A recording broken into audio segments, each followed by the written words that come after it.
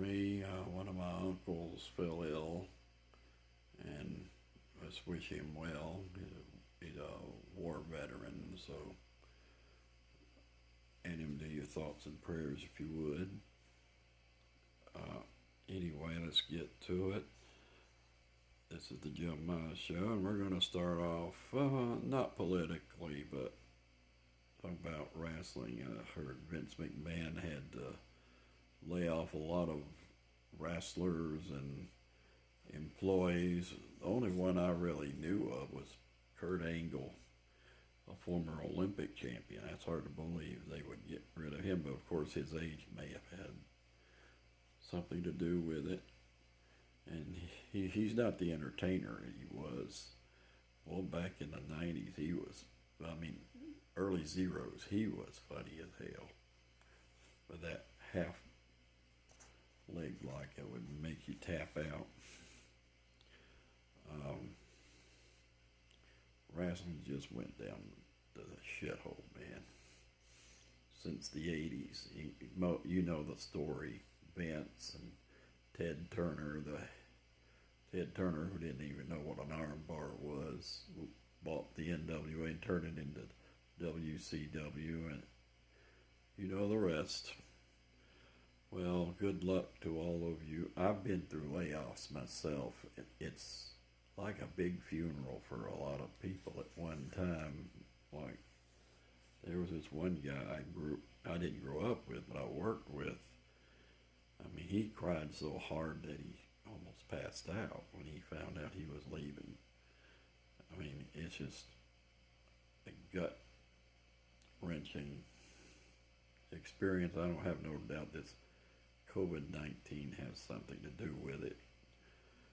So wish all the employees, or now ex-employees of WWE, the very best in finding employment elsewhere.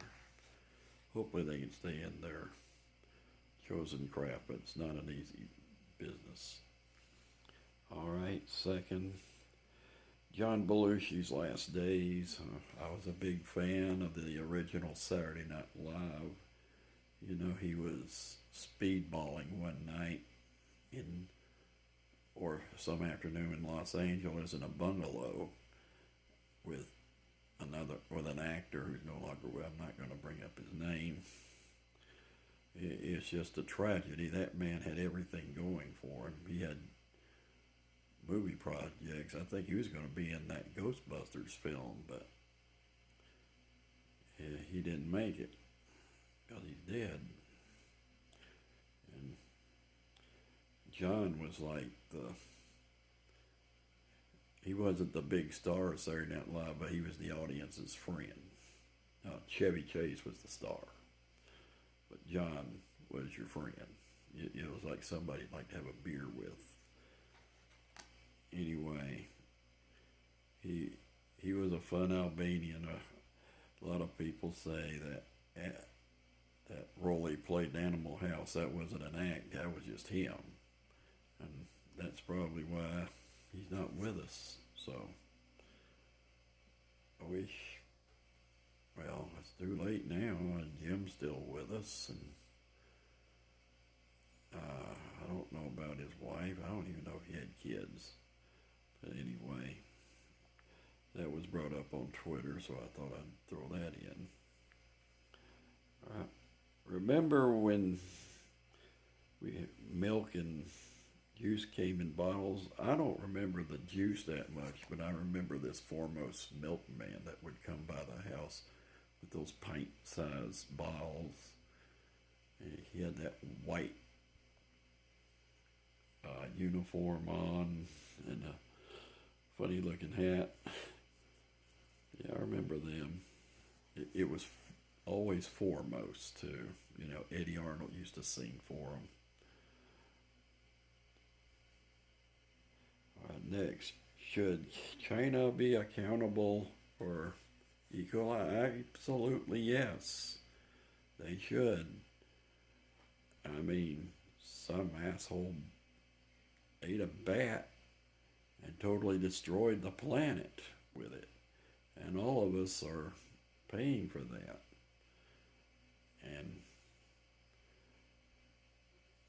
you want to know how to get back with China, don't purchase any of their material, and that includes you MAGA fools out there. You don't buy any MAGA hats.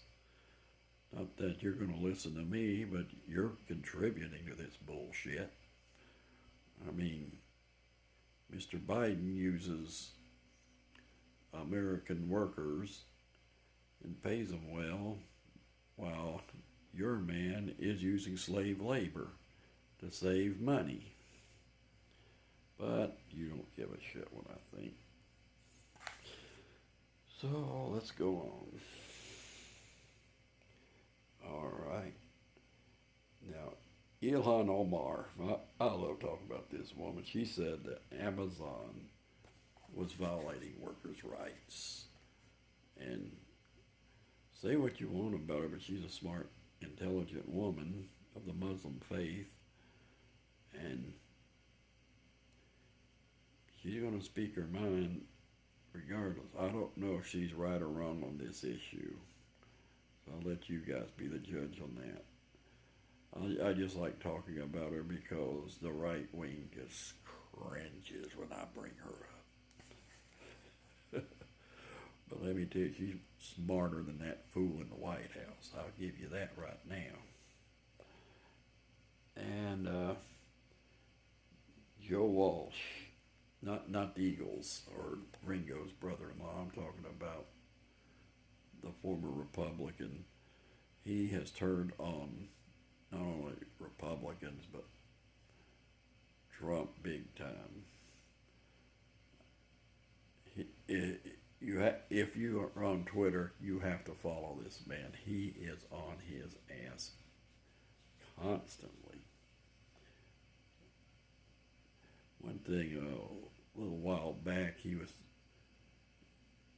talking about how this administration is making the Russians the good guys, and the FBI, who are some of the biggest patriots you'd ever meet, are villainized by the Trump administration, which is a sad, sad thing. These guys are heroes, folks. They're not to be chastised by Trump or anybody else. They know they can solve a crime like nobody's business. And I remember Efren Zimbalist Jr.'s series. I used to love that on Sunday nights when I wasn't, after Sullivan went off the air. I couldn't watch it while Sullivan was on because the Beatles and Rolling Stones and them guys were on there. But that was one of the greatest television series of all time. And they're very intelligent. I've been to their headquarters, the J. Edgar Hoover. It's not J. Edgar Hoover. I forgot who it was, but it might have been. But anyway, it's the FBI building.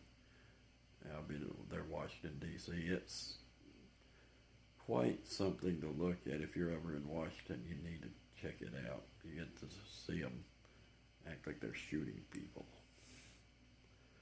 Well, that's about it. Wish my Uncle Barry the very best. Yeah, it don't look good for him, but try to hang in there if you can, and if it's God's will, I hope you do well when you go up there. But until next time, folks, peace out.